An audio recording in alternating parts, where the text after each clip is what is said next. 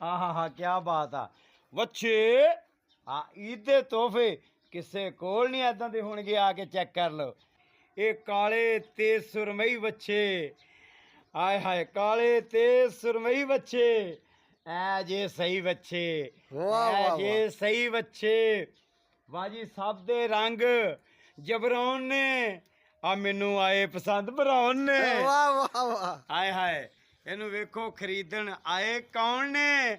ਆਏ ਹਾਏ, ਸਭ ਦੇ ਰੰਗ ਜਬਰੌਨ ਨੇ ਜੀ। ਦੋਸਤੋ ਮੇਰੇ ਵੀਰੋ, ਮੇਰੇ ਭਰਾਓ, ਈਦ ਵਾਸਤੇ ਜਿਨ੍ਹਾਂ ਦੋਸਤਾਂ ਨੂੰ ਵੱਛਿਆਂ ਦੀ ਜ਼ਰੂਰਤ ਆ, ਖਰੀਦਣਾ ਚਾਹੁੰਦੇ ਨੇ, ਉਹ ਸਾਡੇ ਨਾਲ ਰਾਬਤਾ ਕਰ ਲਓ। ਮੀਆਂ ਤਾਰਕ ਸਾਡਾ ਵੀਰ 74 ਲੋਕਿਆਂ ਵਾਲਾ।